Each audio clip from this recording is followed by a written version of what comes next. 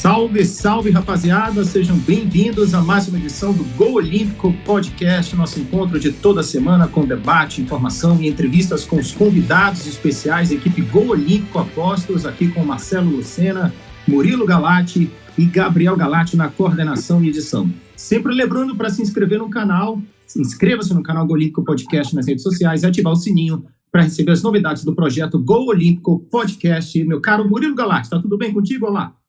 Tudo bem, Marcelo? Bom dia, boa tarde ou boa noite a vocês que nos assistem, nos escutam pelas plataformas, pelas redes sociais, YouTube, Spotify, Deezer, onde quer que seja. Mais um programa super especial aqui hoje, um convidado para lá de importante, para lá de especial, né, Marcelo? Um prazer imenso ter com a gente aqui João Palomino. Boa noite e muito obrigado pela participação no podcast Go Olímpico, João.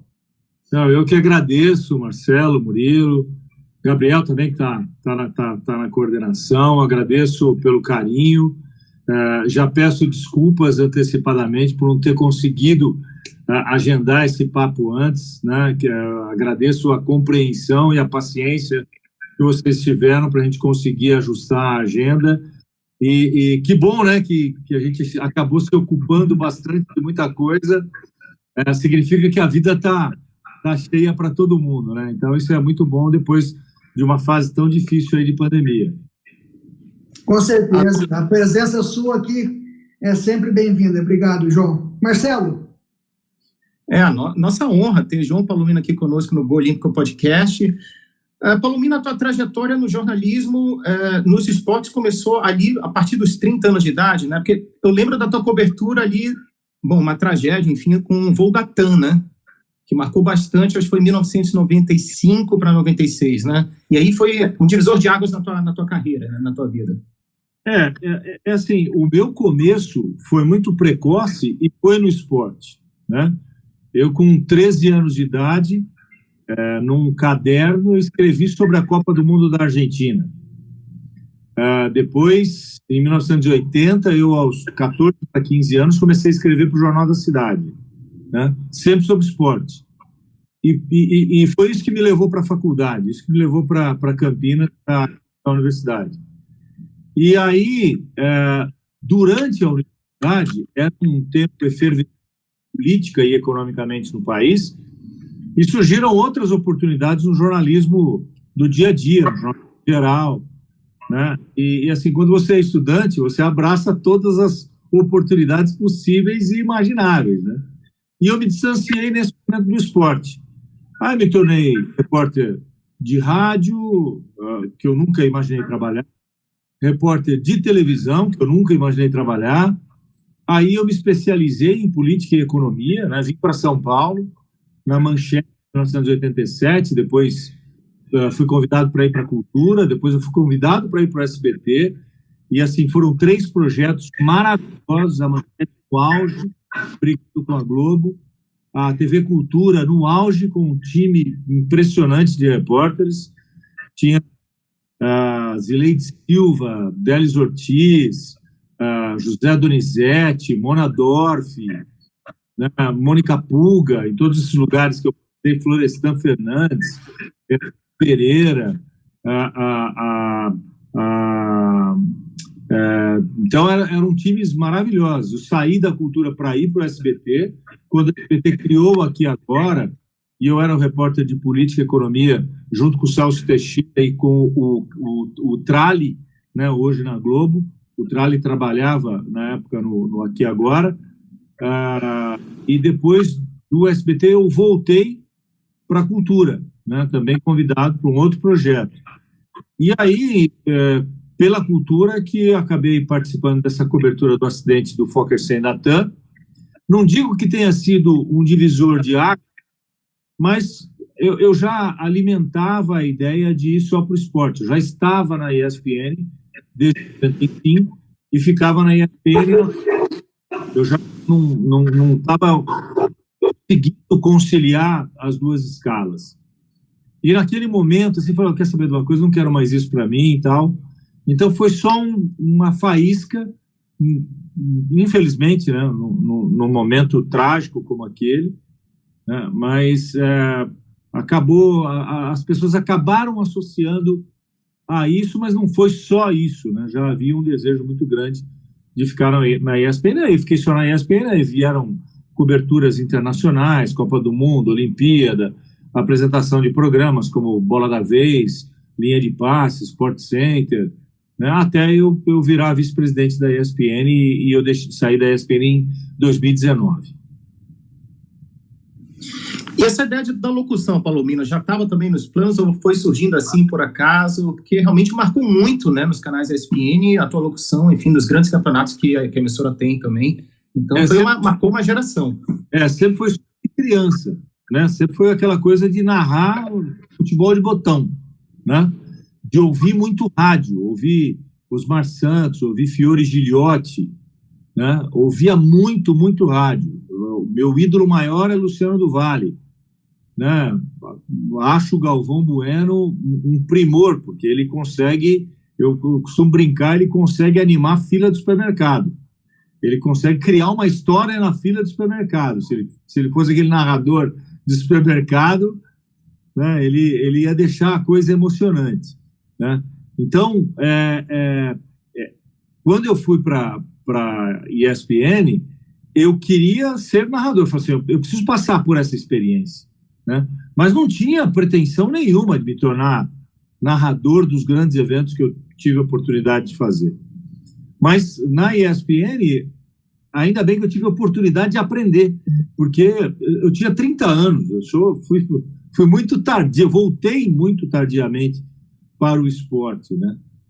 Não me arrependo de ter vivido os 10 anos como repórter de política e economia, porque foi um aprendizado valiosíssimo num momento de efervescência política no Brasil, né? Eu fui o repórter destacado, por exemplo, para acompanhar Fernando Collor, né? Não tenho boas lembranças disso, mas fui o repórter que o acompanhou. Cobertura com Papa, com Fidel Castro, com Nelson Mandela. Eu vivi esses momentos, né? Como testemunha ocular. Então, isso tem um valor histórico, profissional, inestimáveis. E isso faz parte da minha história profissional. Faz parte da minha história como profissional, né? Tá aí, portanto, Galate, nosso convidado de hoje, João Luiz Carnelossi Palomino, aqui conosco no Gol Olímpico Podcast, o locutor, apresentador, enfim, o exímio jornalista que é o Palomino. Como eu disse no começo, né, Marcelo, um prazer imenso ter o João conosco aqui. Sem dúvida alguma, uma carreira fantástica, com histórias fantásticas, né, como algumas que ele acabou de citar. E a gente quer saber, né, João, o pessoal quer saber, tinha algum esporte assim que você preferia acompanhar, que você falou que entrou talvez sem pretensão de fazer alguma coisa, querendo narrar talvez igual o Luciano do Vale, o Galvão, mas era esse o objetivo mesmo, assim, desde o início até chegar à vice-presidência da ESPN, uma carreira aí de muitos caminhos, né, de repórter de jornalista político, jornalista esportivo, a vice-presidente da instituição. Qual que era o real objetivo do João Palomino na faculdade, formando para ingressar nessa área tão concorrida que é o jornalismo?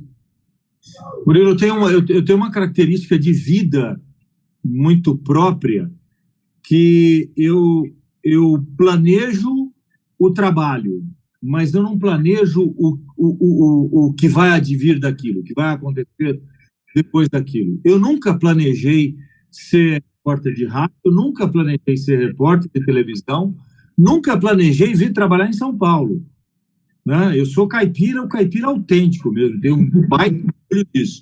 Eu nunca planejei ser repórter de televisão, nunca planejei ser gerente de uma emissora de rádio, nunca planejei ser vice-presidente. Sempre deixei que as coisas acontecessem naturalmente. Por duas razões básicas. Quando você fica mirando muito lá na frente do que você quer, você esquece de viver o presente, e o presente é valioso do ponto de vista histórico em vários sentidos, né? Eu deixaria, por exemplo, de curtir uma Copa do Mundo, de curtir uma Olimpíada, pensando, mas eu for mal aqui, não vão me escalar lá, ou se eu for bem aqui, será que ainda vão me escalar lá? Isso nunca tomou conta de mim, né? Nunca deixei que isso me incomodasse. Eu nunca fiz um planejamento como tradicionalmente muita gente. Não tem nada de errado nisso, mas também não tem nada de errado em eu querer viver intensamente o dia a dia profissional e para onde quer que eu vá profissionalmente, isso tem um valor enorme, porque eu não briguei para que isso acontecesse, eu não cavei uma situação para que isso acontecesse. Elas aconteceram porque, de alguma forma, as pessoas viram que havia potencial para que eu ocupasse uma posição ou outra. Então, planejar ser vice-presidente, eu nunca planejei. Aliás, eu me tornei narrador aos 30 e me tornei gestor aos 47. Muito tarde para isso. Eu não fui preparado para isso. Eu não fui preparado para cuidar de gente, né? Mas isso aconteceu na minha vida e aí eu me obriguei a ir estudar para entender como é que eu ia trabalhar com essa circunstância especial, como é que eu ia trabalhar com essas pessoas. É isso que na verdade, me moveu de forma muito bacana durante todo esse tempo. Porque também você não vive frustração, né? Eu nunca me frustrei profissionalmente porque eu nunca carreguei expectativa profissional para mim, né? E eu posso olhar para trás hoje e falar com orgulho do que eu fiz. Mas nada foi plantado, as coisas foram conquistadas natural e ainda bem, né? De forma muito, muito efetiva. Eu concordo muito com as suas palavras que talvez o planejamento, né, de um futuro, de uma vida, de um cargo, vamos dizer assim, ele é legal para você ter uma ideia do que você quer, né? Talvez você mentaliza algo e busca aquilo, né? Mas realmente ficar só nisso, eu quero, você acaba esquecendo de fazer o hoje. E não fazendo muito bem o hoje, esse futuro não chega nunca, né? Então, e uma coisa que me perguntou e faltou na minha resposta, se você me permite, quando você me perguntou sobre narração e sobre os esportes, né? Exatamente por não planejar nada na minha vida profissional, como narrador, né? Como vice-presidente ou como gerente da rádio, e sabendo das minhas limitações, porque durante 10 anos, o que eu quisesse discutir política e economicamente, eu poderia discutir, porque eu estava enfronhado naquilo. Quando eu venho para o esporte, eu tinha que recuperar uma cultura esportiva, né? Não que eu tenha vivido um hiato de 10 anos, eu abandonei, não. Eu assistia, eu acompanhava, eu tinha as informações, mas o meu foco era completamente outro, né?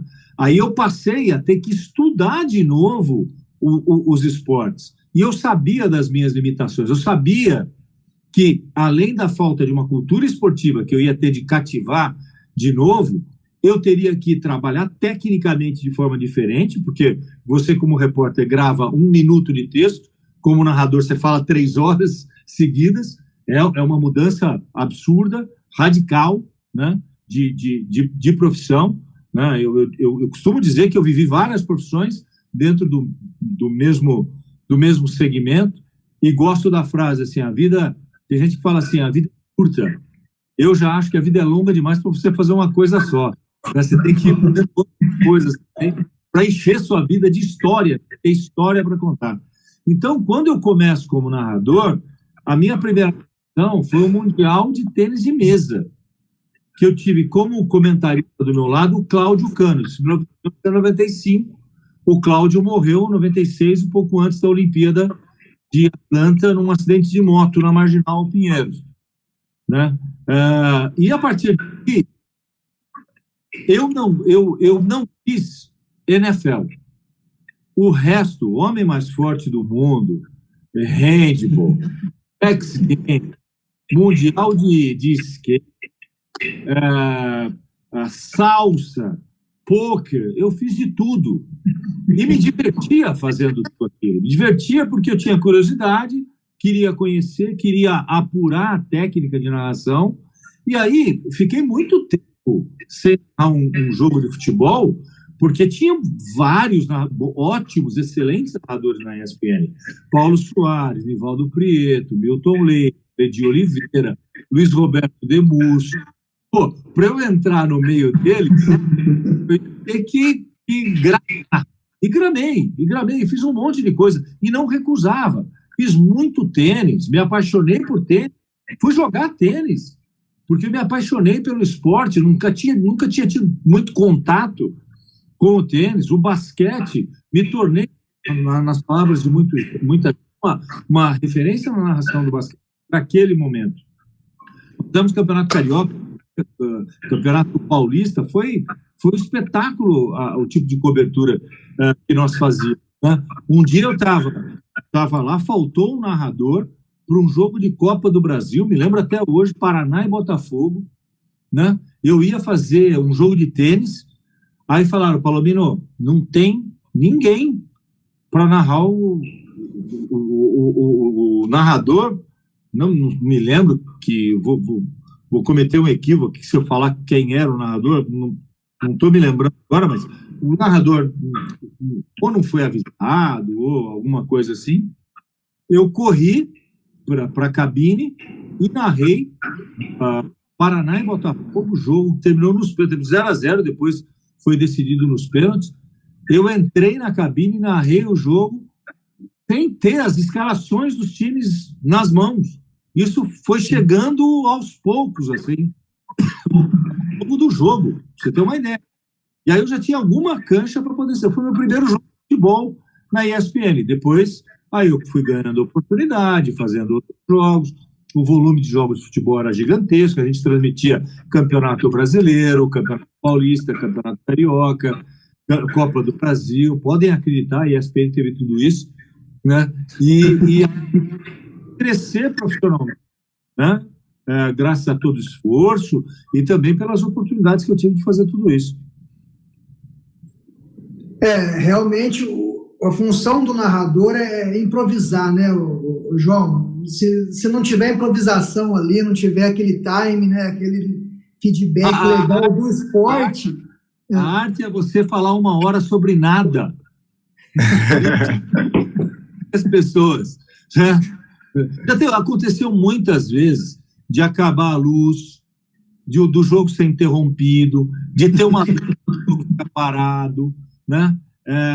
De não ter ambulância no estádio, o jogo fica parado, né? Então você vai criando essa casca e aí você aprende a colocar o comentarista num dado momento, o repórter num outro momento, né? Você aprende a narrar um jogo Barcelona 6-0 em cima de um time pequeno e achar assunto, porque o Barcelona... Eu 5-0. Chega uma hora que você não tem mais o que falar. E aquele tic-tac do Barcelona, que a bola ia de um lado para outro, chegava uma hora que era enfadonho você ficar repetindo os nomes dos jogadores. Você tinha que criar circunstâncias dentro do jogo para trazer curiosidade sobre os jogadores, sobre o lugar, sobre o estádio, sobre o time adversário, sobre o técnico adversário. Informação. O narrador hoje, ele não é só um cara que bota emoção. Ele tem que ter uma carga de informação muito grande, assim como o narrador, assim como o comentarista, assim como o repórter. O melhor jogo é aquele que o narrador dá pouca informação, porque ele é tão intenso que não dá tempo de você trabalhar a informação. Exato. Né? Infelizmente, eles estão raros ultimamente. Sem dúvida. O futebol ele tem informação por si só, né, durante o dia a dia.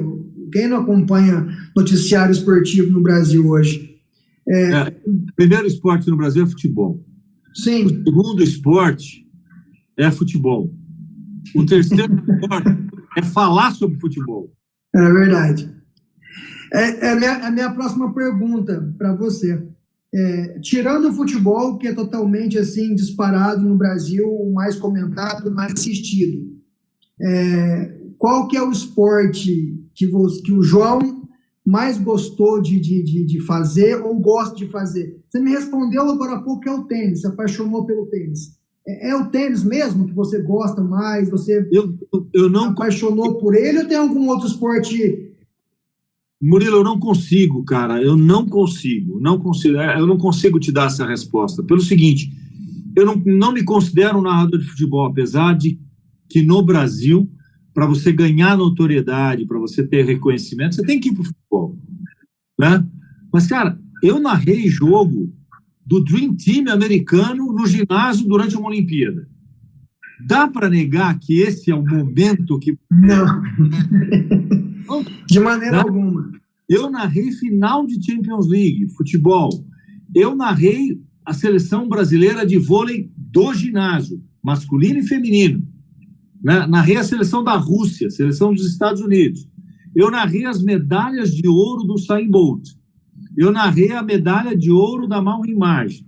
Eu narrei a primeira medalha de uma mulher brasileira, que foi da Jaqueline Sandro, em 96. Então, eu me considero um narrador olímpico. Tudo sobre esporte. Eu gosto da disputa, eu gosto da emoção, eu gosto... E claro que depois que você começa a trabalhar, você começa a analisar também tecnicamente que câmera que os caras estão usando, como é que é o rigor da transmissão, que tipo de informação está falando. Mas eu não consigo te responder qual é o meu segundo esporte. Mas eu te garanto que eu já deixei de ver futebol para ver basquete, já deixei de ver futebol para ver Olimpíadas, já deixei de ver futebol para ver outros esportes, até esportes menos relevantes ou menos não relevantes, a expressão é equivocada da minha parte, menos assistidos, vamos dizer, com menos fãs, né? Com menos gente que acompanha esses esportes. Há 2 semanas eu fui na Confederação Brasileira de Esportes no Gelo, que tem uma unidade na Zona Sul, em São Paulo. Tem lá uma quadra de hóquei no gelo no Brasil. Impensável, mas tem. Tem 2 quadras de curling. Cara, isso é muito curioso, é muito interessante, produz muita história legal, produz muitas circunstâncias emocionantes. Então é difícil eu dizer para você os esportes que eu jogo, porque como eu sou do interior, e no interior, a cidade pequena, né? Eu nasci em Fernandópolis, mas cresci em Taquaritinga, e lá em Taquaritinga, quem é jovem, 14, 15, 16, 17, 18 anos, você jogava os jogos abertos e os jogos regionais.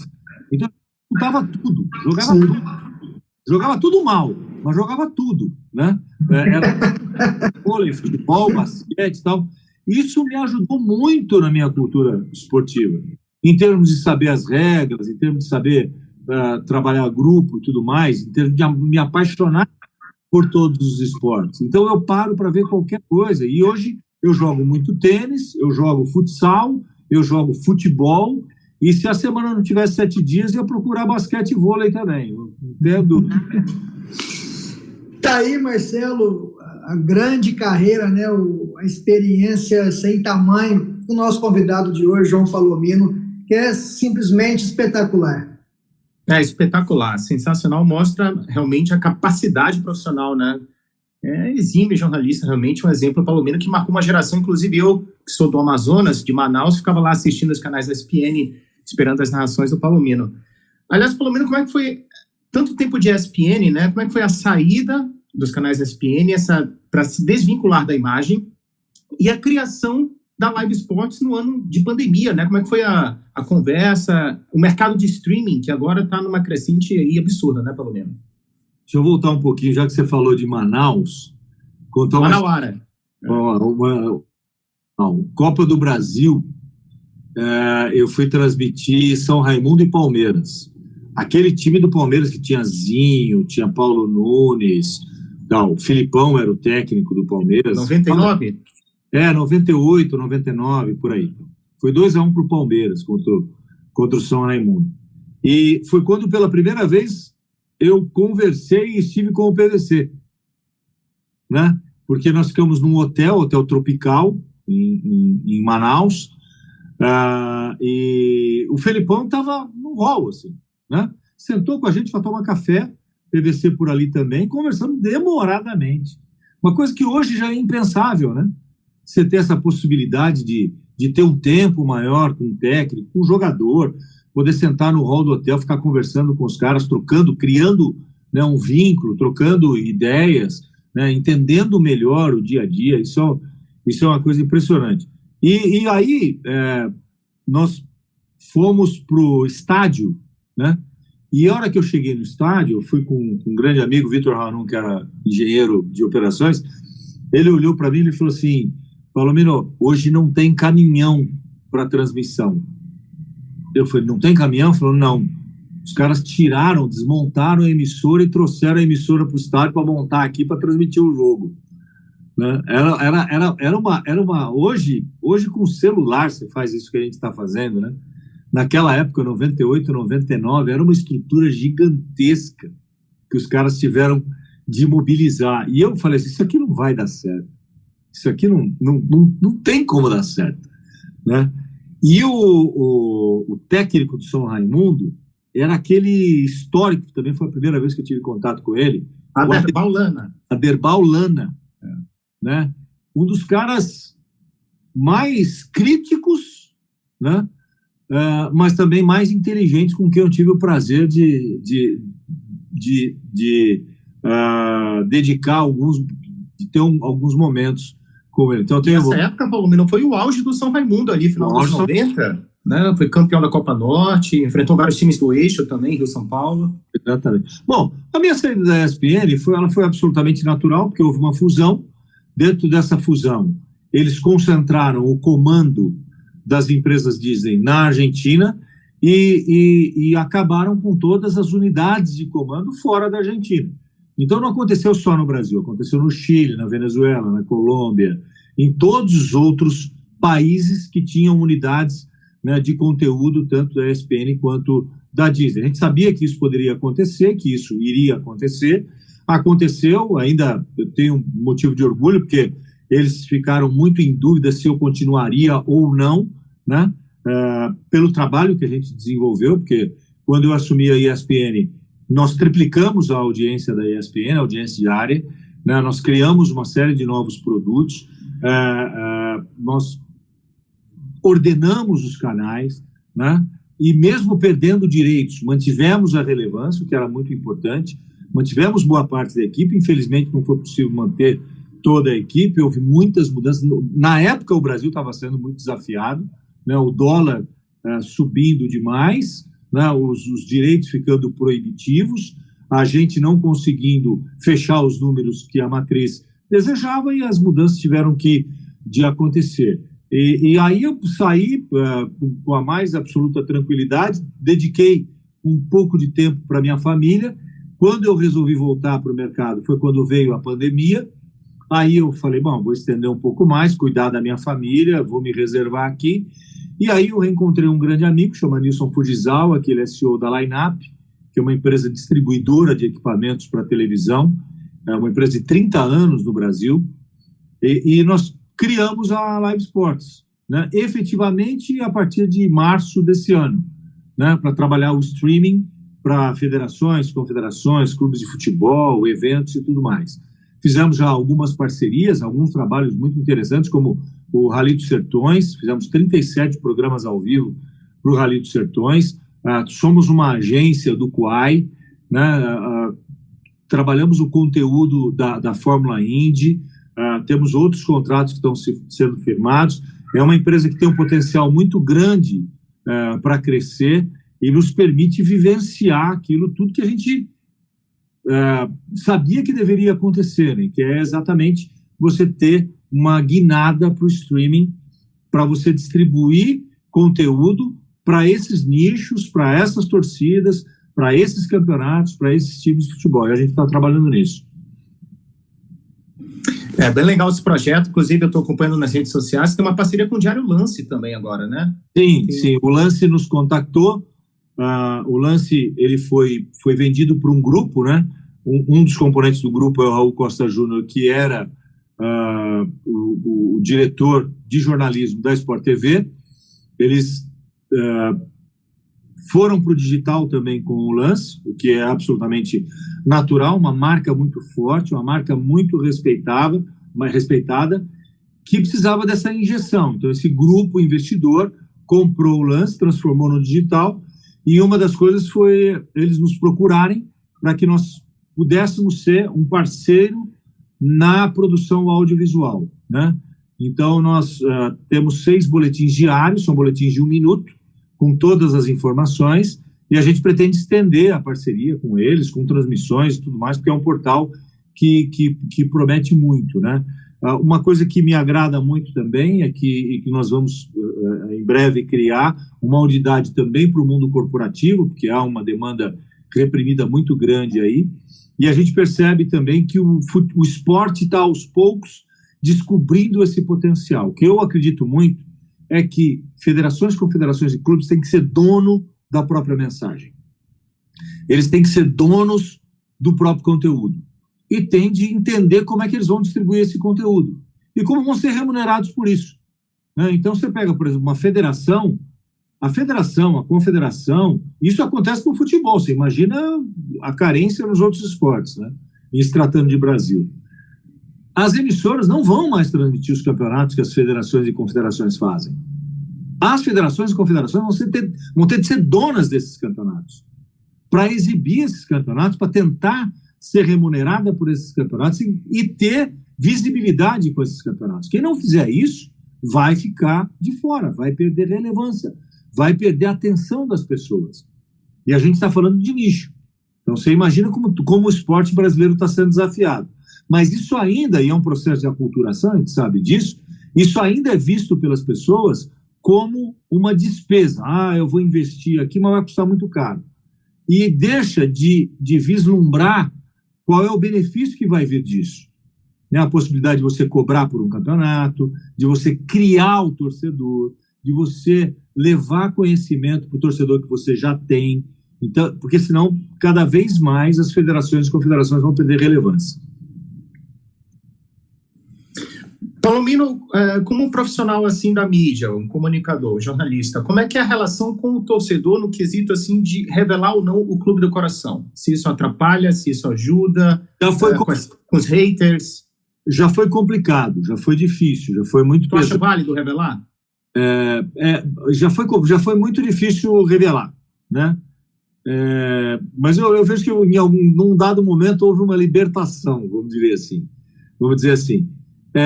Porque o que o torcedor não consegue entender, e o Armando Nogueira tinha uma frase maravilhosa, que ele falava, o torcedor distorce, porque assim, o meu time, metendo 4-0, eu vou falar o quê? Eu só posso elogiar uma vitória de 4-0, tá certo? A não ser que o árbitro tenha metido a mão, expulsou 4, tal, e aquilo se transformou num 4-0. Mas assim, o torcedor vai olhar e falar assim, tá vendo? Olha lá, é o torcedor falando. Não é o torcedor falando. É o profissional falando de uma circunstância, né? Então, já foi muito complicado, foi muito, diria até para você, perigoso você falar para que time você torce. Hoje, já há uma compreensão maior das pessoas, especialmente dos mais jovens, né? Eles veem isso, eles até tiram um sarro disso, né? Melhor que seja assim, né? Aí houve uma matéria do UOL, saiba para quem torce seu jornalista esportivo preferido. Aí estava lá a relação de todo mundo, e eles não erraram um, né? Estava lá de todo mundo, né? Então, a partir daquele momento, não tinha mais como fazer segredo. Só que são poucas as pessoas que acabam sendo contaminadas por saberem o time que o cara torce. O cara é contaminado porque aquele torcedor está sendo contra o time dele. Não a favor ele não quer que o torcedor critique o time dele, que o narrador critique o time dele, né? E eu já presenciei situações assim muito que comprovam isso. O jogo está acontecendo, o torcedor torce para o time A, o narrador está narrando o jogo, não torce para nenhum dos dois, e o cara pega e fala, não, o narrador é contra o meu time. Ele está sendo contra o meu time. Isso acontece até mesmo de quando narrador e torcedor têm o mesmo time. Eu já vi Mauro Betting ser criticado, já vi o Noriega ser criticado, já vi Milton Leite ser criticado por torcedores dos times por os quais eles torcem. Então, isso ainda bem que está mais tranquilo hoje.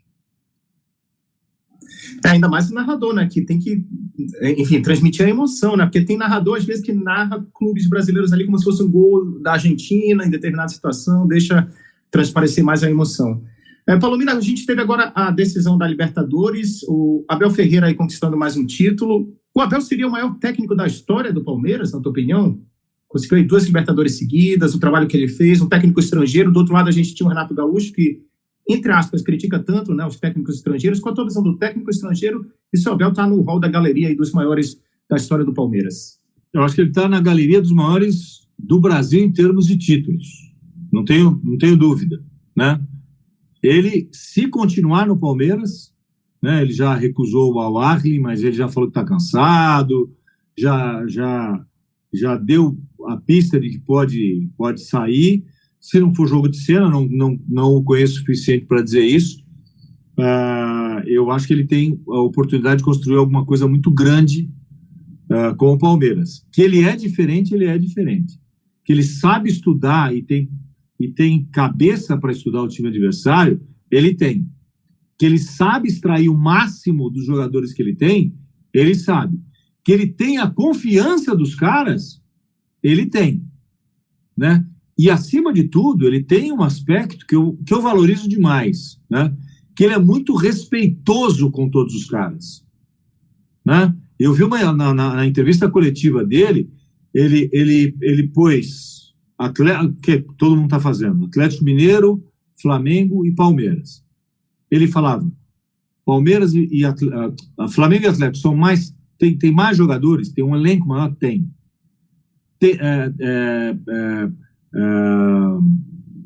em termos de preparação, em termos de, os técnicos são mais experientes que eu, são. Então ele elencou tudo até que ele parou e falou assim, mas fisicamente não, emocionalmente não, taticamente também não.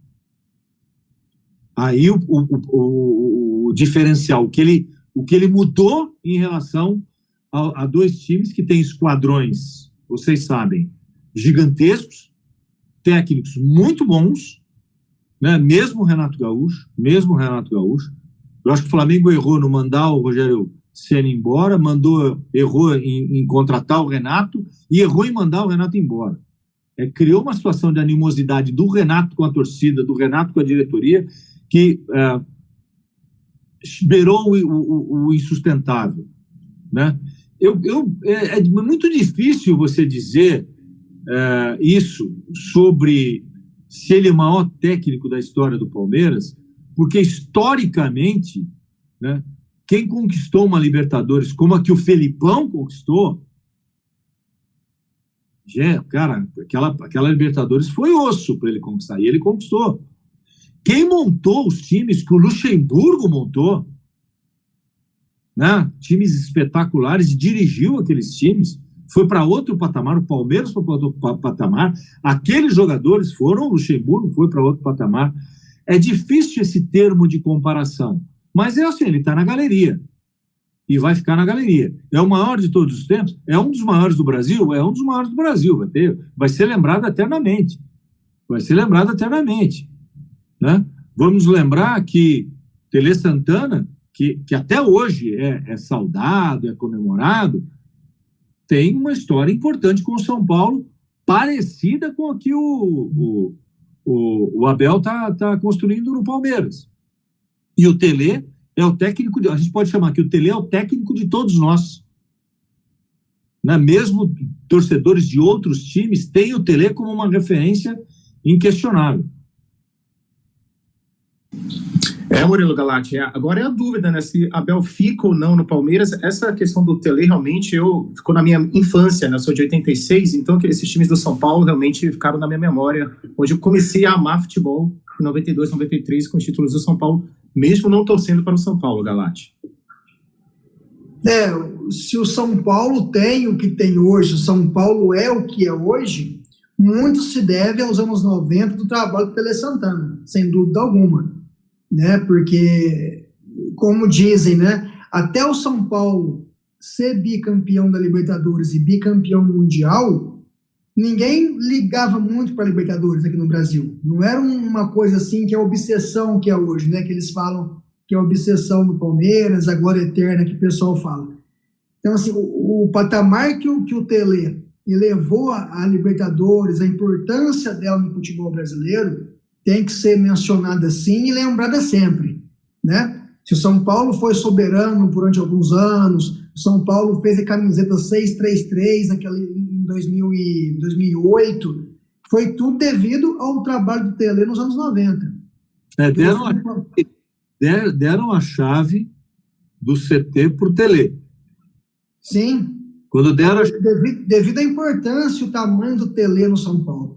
Né, o Tele vinha criticado de 2 Copas do Mundo, né, de fracasso, com grandes seleções naquela época, e ele ressurge no São Paulo em 91, 92, campeão brasileiro, Libertadores, Mundial, Paulista, e ali o São Paulo volta a ser o São Paulo que sempre foi respeitado, né, naquela ocasião. Então não se deve, não pode de maneira alguma esquecer Tele Santana quando se comenta dos grandes treinadores do futebol brasileiro. E ele sim é referência para muitos treinadores da geração de hoje. Tão importante que ele formou até o sucessor, né? Porque o Muricy é uma cria. Exato. 3 títulos brasileiros para o São Paulo. Coisa que ninguém conseguiu até hoje também. O único tri até hoje é São Paulo, né? Naqueles 2006, 2007, 2008, né? Mas voltando ao Abel, o Abel jovem, como ele mesmo disse, o Palmeiras o contratou sem nenhum título na carreira, apostou nele, confiou no trabalho que ele fez, né, pouco conhecido no Brasil, e se mostrou um grande estudioso, se mostrou um conhecedor do futebol, como o João já disse, né, dentro das suas qualidades e características, o Palmeiras, quando ele assume o Palmeiras campeão paulista do Luxemburgo, né, que o Luxemburgo sai no meio da temporada, ele tem ali 2 meses para ser campeão da Libertadores, e depois 15 dias para ganhar também a Copa do Brasil com o Palmeiras. Né? Então, assim, não é qualquer treinador que consegue pegar um trabalho no meio de temporada e arrancar para 2 conquistas ali difíceis, que é a Libertadores e a Copa do Brasil, como o Abel fez. Com o elenco enxuto, vamos dizer assim, Palmeiras, por alguns anos, de 2015 para cá, com o aporte da Crefisa, foi um time investido, injetado dinheiro, e conseguiu montar bons times. O time de 2020 para cá, onde o Abel assume, já não tinha esse investimento mais. Né? A pandemia, a Leila parando de gastar um pouco, e começou a subir o pessoal da base do Palmeiras, que estão até hoje aí. E ganhou 2 títulos. Quando vira 2021, o Flamengo contrata de caminhão e com qualidade, busca 4, 5 atletas que estavam na Premier League, que estavam jogando na Europa.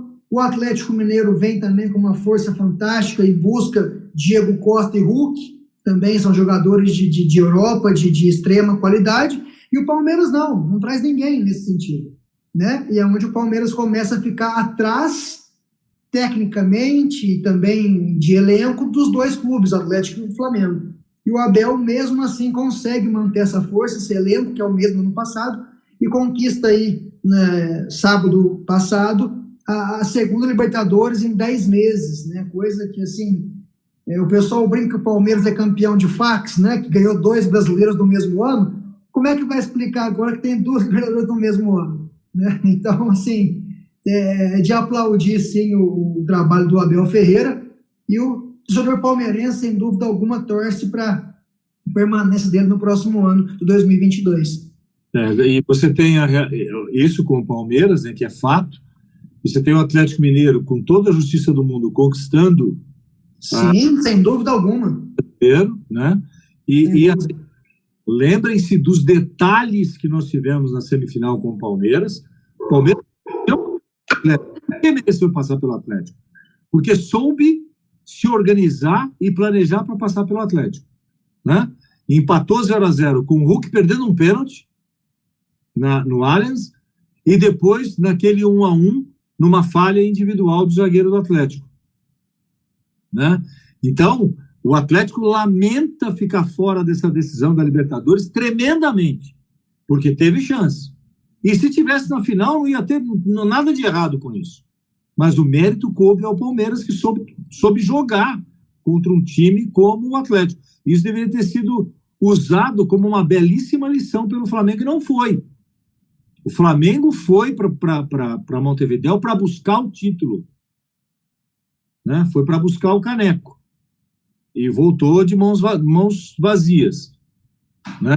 Agora o Atlético tem o título brasileiro, já está garantido, né? E tem a Copa do Brasil contra o Atlético Paranaense, né? Que também, e é louco isso, né? O Atlético Paranaense estava ameaçado pelo rebaixamento, campeão da Sul-Americana, né? E tá na final da Copa do Brasil, né? Um time com trabalho de planejamento muito importante, mas precisava dar um pouquinho mais de atenção, talvez tenha faltado elenco dentro do Campeonato Brasileiro, para pelo menos passar pelo Campeonato Brasileiro sem sustos, né? Passar tranquilo pelo Campeonato Brasileiro. E assustou esse finalzinho aí do Atlético Paranaense, né? Então, eu acho que tem dois times que tem de ser... Vamos dizer, três times, vamos lá, 4, 5 times muito celebrados esse ano. 5 times muito celebrados. O Atlético Mineiro, o Palmeiras, o Atlético Paranaense, seguramente, Red Bull Bragantino e Fortaleza. E o Flamengo, de quem se esperava tanto, tem um ano frustrante. Tem um ano extremamente frustrante, né? Pô, conquistou o Campeonato Brasileiro. Mas você vai falar, mas ele conquistou o Campeonato Brasileiro. Não, estou falando dessa temporada, né? Conquistou o Campeonato Brasileiro, o Campeonato Carioca, né? Mas nessa temporada que tinha condições de viver essa situação que o Palmeiras está vivendo, que o Atlético Mineiro está vivendo, vai ter de voltar lá como urso, vai voltar para sua caverna, vai lamber as feridas para ver o que aconteceu, para voltar para o ano de 2022 diferente, né? Porque o torcedor do Flamengo que cantou, né, a plenos pulmões lá em Montevidéu, ele tá muito machucado, mesmo tanto que ele gritou na expectativa do título, ele gritou para tirar o Renato, para tirar a diretoria, para tirar presidente, para tirar jogador, porque a gente sabe como o Flamengo se inflama internamente, assim como o Corinthians se inflama internamente. Eu não pus o Corinthians, porque do Corinthians você tem de esperar o que ele está fazendo agora. Você não consegue esperar isso do Fortaleza, do Red Bull, e eles conquistaram. Do Corinthians você tem que esperar estar ali. Aí você tem inúmeras outras decepções nessa temporada. Talvez a decepção, a maior decepção desse Campeonato Brasileiro se chame Grêmio. Por quê? O que se esperava desse time do Grêmio e o que ele fez. E a segunda maior decepção, o São Paulo. O que se esperava do São Paulo e o que ele fez. Por que o Grêmio é a maior decepção? Porque o Grêmio caiu. O São Paulo não. Senão São Paulo e Grêmio estariam juntos ali. Aliás, Paulo Minuto, eu acredito que o Grêmio pode ser uma espécie de Cruzeiro e Vasco, ficar mais tempo na Série B e não conseguir subir de primeira? Não acredito. Eu acho que o Grêmio volta na sequência. Não vai viver a situação que Vasco e Cruzeiro viveram. Porque o campeonato do Grêmio não é resultado da sua administração ou de uma dívida. O Grêmio pode parecer maluco isso que eu estou falando, mas é resultado do jogo. É resultado de más escolhas dentro do campeonato. É resultado de um planejamento equivocado no campeonato, de poucas trocas, né? De perder o Renato, mas não trocar o elenco, de acreditar numa base e acreditar em alguns jogadores que entregaram nada. Acreditar em alguns jogadores que poderiam dar ao Grêmio algum alento, porque o Grêmio tem um baita elenco. Mas era a hora, talvez, de dar uma reformulada. Chega. Fulano, Ciclano, muito obrigado, bacana, mas precisa como gostava de dizer o Muricy, tem que pegar a gente com fome, botar a gente com fome para jogar. E o Grêmio acabou sendo vítima de um planejamento equivocado. Mas é um clube que tem uma estrutura hoje organizacional diferente do Cruzeiro, que foi dilapidado, né? O que tomaram de dinheiro, mergulharam o Cruzeiro numa dívida terrível. Essa semana foi anunciado que a primeira SAF do Brasil, ainda bem, né? A gente espera que o Cruzeiro volte cada vez mais forte. E o Vasco também já entrou com um pedido e pode ir pelo mesmo caminho. Mas também vocês sabem disso, com administrações equivocadas, uma após outra. E está num processo agora de reconstrução. Reconstrução que o Botafogo já começou. Que o Botafogo teve de passar por isso. Esse efeito ioiô é péssimo para qualquer clube. É péssimo, né? Então, alguns clubes têm de voltar e têm de ficar, né? Mas eu acho saudável que grandes fiquem na zona de rebaixamento e caiam, que a gente não tenha virada de mesa. Acho que nesse aspecto nós evoluímos, vamos dizer assim, amadurecemos. Aliás, Galate, essa história do Grêmio é curioso com o Renato, envolvendo o Flamengo, que no último confronto na Arena, deu a sensação que o Renato ficou meio triste ali, né, com os gols do próprio Flamengo. Ele foi lá abraçar o Mancini, aí os torcedores reclamaram na internet, da forte ligação, né, do Portaluppi, o maior ídolo da história do Grêmio, né? Estão dizendo aí que mesmo se o Flamengo vencesse a Libertadores, o Renato não permaneceria para o ano que vem, né, que já estava insustentável a relação dele com a diretoria do Flamengo, até com alguns membros alguns jogadores, e isso se reforçou muito nesse jogo contra o Grêmio, né, que o Flamengo acabou empatando com o Grêmio, e o Renato fez toda aquela cena, aquele negócio todo, né, de torcedor dentro de campo ali, e não pegou muito bem com a nação flamenguista. Então, acredito que perder o título para o Palmeiras tenha sido a cereja do bolo para a demissão do Renato, mas mesmo se ele ganhasse, não acredito que ele permaneceria no Flamengo para o ano que vem, né? Tanto que foi muito rápido, perdeu, no dia seguinte se reuniram e já acabou tudo ali, já se via nisso que já tinha algo encaminhado para a demissão do Renato Gaúcho. Sim. Pois não, João, pode falar. Saíram muitas notícias de que o Renato, o fato dele não ter ido para Natal, para o jogo da Copa do Brasil, pesou entre os jogadores, pesou com a diretoria, também acho que pode ter pesado, porque é inacreditável o começo que ele teve, tão vertiginoso, né? É proporcional à queda que ele teve, também vertiginosa com o time do Flamengo, perdendo alguns jogos inexplicáveis. Alguns jogadores, né, e assim, jogador de futebol é um bicho engraçado, é um bicho curioso, porque ele é doido para arrumar uma desculpa para alguma coisa, até mesmo para tirar da pressão. Então ele não vê a oportunidade de, puta, fulano entrou com o pé esquerdo, nós não vamos ganhar hoje. Ele é doido para achar alguma coisa que desfoque, né? Porque aí ele se exime de responsabilidade, né? E ali me parece que internamente houve um desarranjo, né, que culminou na perda do título da Libertadores, né? Eu, por exemplo, até agora não acredito como é que Mateuzinho e Michael não começaram jogando. Eu tento entender a tática que foi colocada ali, mas eu não consigo entender. É difícil para mim entender. O Michael até tudo bem, mas o Michael entrar tão tardiamente não tem explicação. E quando ele entrou parecia disperso, né? Parecia que ele estava em outro jogo, né? E o Mateuzinho, que é um atleta, que é um jogador muito mais agressivo que o Isla, poderia... Mas foram escolhas e aí são vítimas das próprias escolhas.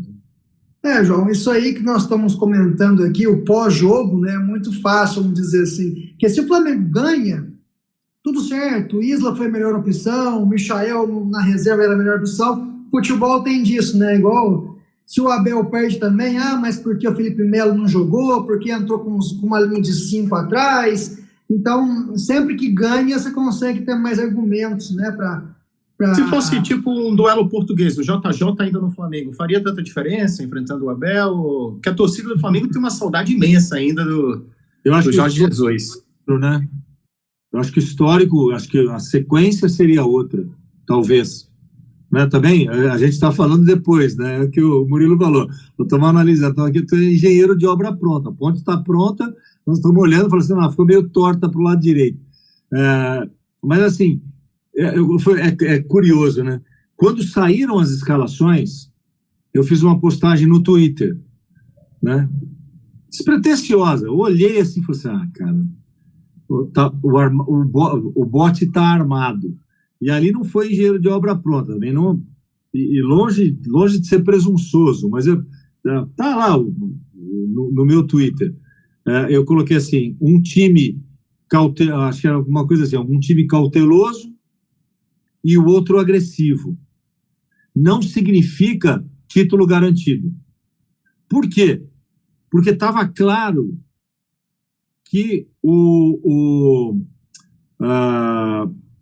o sistema de marcação do Abel privilegiava uma linha congestionada na defesa, dos dois lados. E o meio-campo, com o Veiga e o Zé, ali também. E dois homens espetados de velocidade na frente, o Rony e o Dudu. Então, na minha cabeça é óbvio que, tirando os 9 que iriam ficar para trás, era bola para os dois na frente. E saída rápida sempre. Era o único jeito do Palmeiras ganhar o jogo como ganhou. E aí tem um lance fortuito, né?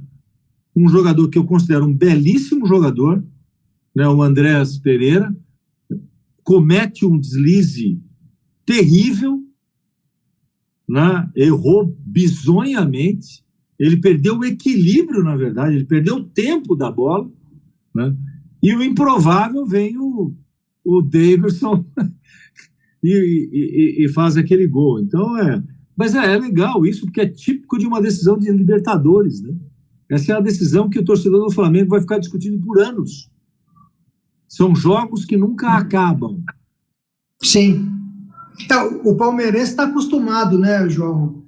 Daverson, Betinho, Fabiano, né? Essa turma aí que faz gol do título para o Palmeiras. Né? O palmeirense nem espera mais que o ídolo, que o craque faça o gol do título. Sempre esse pessoal que vem depois.